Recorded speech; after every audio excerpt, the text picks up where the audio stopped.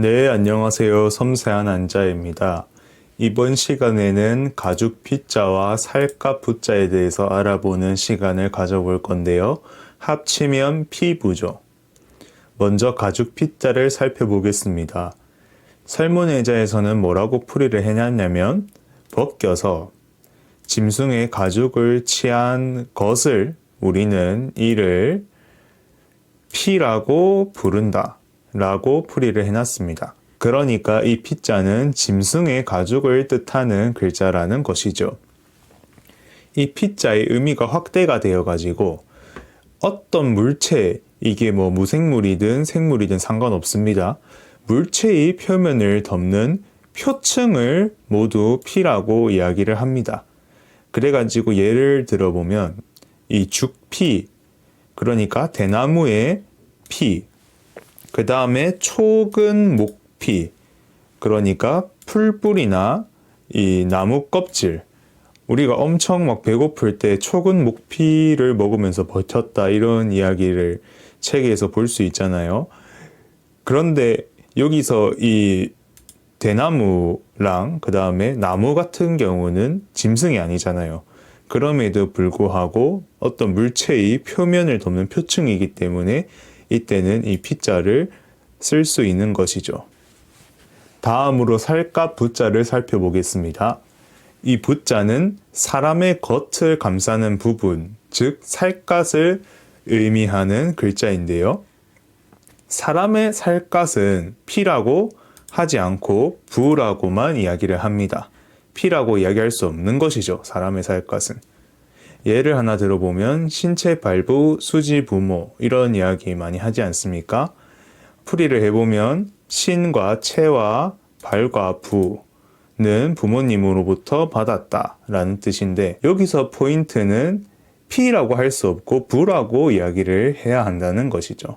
우리가 앞전 시간에 배웠던 신체가 또 나오네요. 복습을 해보면 신 같은 경우에는 사람 몸 전체를 이야기를 하는 거고, 그런데 신은 좁은 의미로는 목 밑에 있는 부분만 이야기를 한다고 말씀드렸죠.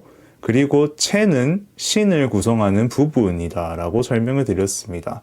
발 같은 경우에는 머리카락이고요. 부는 살갗이죠. 그러니까 사람의 몸과 사람의 몸을 구성하는 부분, 머리카락이랑 피부 같은 것들은 부모님으로부터 받았기 때문에 소중하게 여겨야 된다라는 뜻을 가진 성어죠. 그런데 간혹 사람의 살을 부라고 하지 않고 피라고 칭하는 경우가 있는데요. 이 사람의 살을 갈라가지고 벗겨내는 경우에 이렇게 쓰기도 합니다. 의학 관련 문건에서 이런 용례를 찾아볼 수가 있는데요.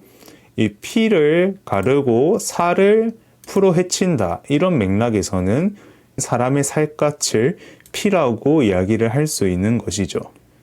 그런데 이 피의 의미가 나중에 계속 사용하면서 점차 확대가 됩니다. 그래가지고 이제는 피로도 사람의 살갗을 표할 수가 있게 되는데요. 예를 하나 들어보면 피골상접이죠. 우리가 어떤 사람이 너무 말라가지고 막 거의 영양실조가 걸릴 정도로 말랐으면 이 뼈와 살갗이 서로 붙어 있지 않겠습니까? 그래서 피골상접이라는 말이 만들어졌는데 이때 이 피자가 부자를 사용해도 되겠지만 피자로도 사람의 살갗을 표할 수가 있게 되었습니다. 그러면 피만 의미 확대가 일어나고 부는 의미 확대가 일어나지 않았냐 이런 의문을 가질 수도 있을 텐데 실제로 이 수부, 그러니까 나무 껍질이라는 뜻으로 쓰인 용례도 보이긴 하지만 이후에는 이 부자가 이러한 용법으로 사용된 예는 발견되지 않았습니다. 그런 거 보면 이 피자 같은 경우에는 의미가 확대가 되고 부자는 의미 확대가 일어나지 않았다는 부분이 재미있는 부분이죠. 마지막으로 관련한 국어의 정리해 보겠습니다. 피부입니다. 피와 부이죠. 제가 부 같은 경우에는 사람의 살갗이라고 말씀드렸는데 그러면 이 부는 인피의 특징이다 라고 정리할 수 있겠습니다. 마지막으로 철면피입니다. 철로 된 얼굴의 피이죠.